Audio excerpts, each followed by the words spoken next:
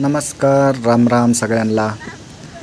तर मी सध्या पुण्यातल्या मेट्रो स्टेशनला आहे, म्हणजे मनपाच्या मेट्रो स्टेशनला. ही बघा मेट्रो जाते आहे आणि छानसं असं मेट्रो स्टेशन इथं बांधलेलं आहे.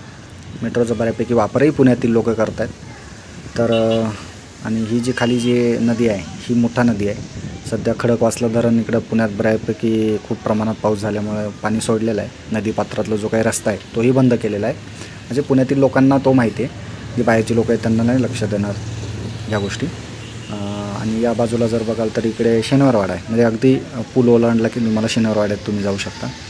पण इतक्या दूरनं आपण ते कॅच नाही करू शकणार या कॅमेऱ्यामध्ये, हा मोबाईल आहे त्यामुळे. तर जाऊया आपण तिकडेच.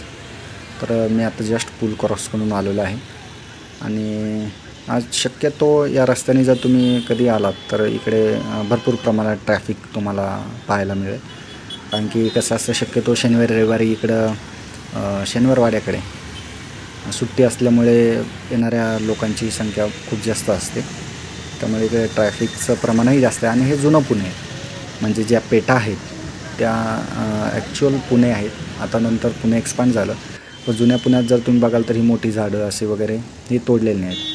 आणि हा एंट्री गेट आहे, म्हणजे शनिवारवाड्यात जाण्यासाठी हाच तुमच्याकडे एक ऑप्शन आहे. इथून तुम्ही आतमध्ये 4 व्हीलर 2 व्हीलर पार्क करू शकता. पण आपण सध्या जातो आहे समोर चहा प्यायला, कारण की तिकडे येतो आहे रोहित. त्याच्याकडे जाऊया, तिथे चहा वगैरे घेऊया. एकदम फर्स्ट क्लास असा चहा तिथे मिळतो आणि अगदी स्वस्तात. हे जे लोक बसने येतात त्यांच्यासाठी हा शनिवारवाड्याचा स्टॉप आहे इथे. आणि या बाजूने जर तुम्ही अजून रॉंग साईडने जावं लागतं म्हणा. तुम्ही जर या भिंतीच्या कडेकडेने जर समोर गेले तर आपल्याला चालत चालत त्या कॉर्नरपर्यंत जावं लागेल. म्हणजे बॅक साईडची जी भिंत आहे ही आहे बॅक साईडची भिंत. या भिंतीच्या एक्झॅक्ट या चौकामध्ये जर तुम्ही बघितलं ना तर या चौकामध्येच इथे बाजूला एक चहावाला आहे ना. त्याचं कुठलं फ्रँचायसी आहे वगैरे काय, तिथे काय बोर्ड वगैरे काय दिसत नाही.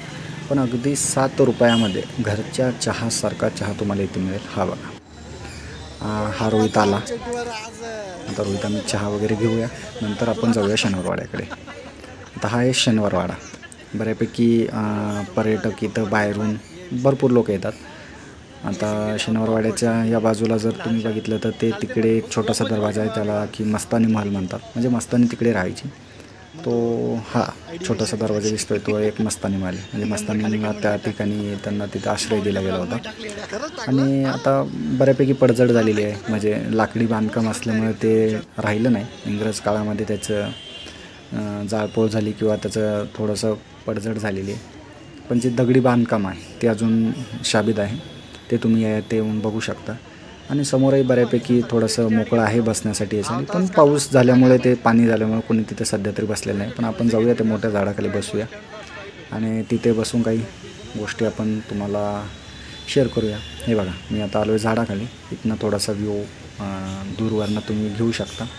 एक छोटा कुठला तरी बटाट्या गणपती म्हणून आहे इथं. पुण्यातील बरेच गणपतींची अशी नावं आहेत, त्यांनाही एक इतिहास आहे. पण तो मलाही इतका माहीत नाही. जसं जसं मला माहीत पडेल तसं मी तुम्हाला सांगेल. हे बघा, लहान मुलं इथे एन्जॉय करत आहे.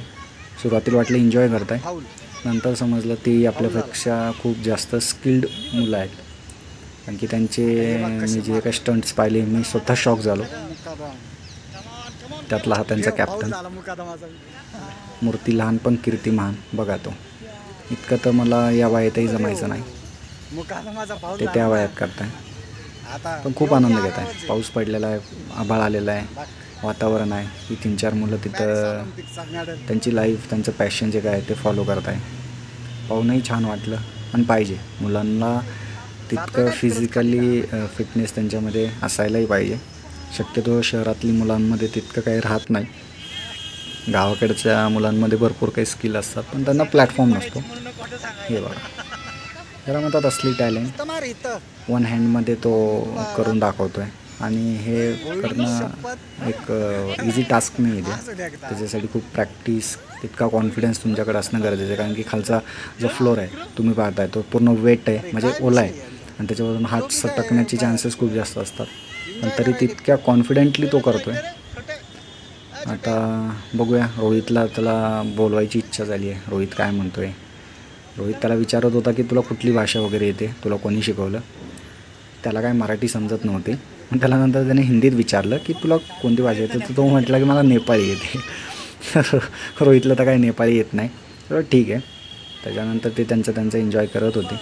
आम्हीही त्यांचा थोडंसं ते स्किल आणि त्यांचे स्टंट पाहून आम्ही एन्जॉय करत होतो. म्हटलं बघूया कशा प्रकारे ते करताय, आणि तुम्हीही नक्कीच बघा. आणि आता संध्याकाळची वेळ झाली. हा आहे लक्ष्मी रोड. मी जातो आहे आता माझ्या घरी.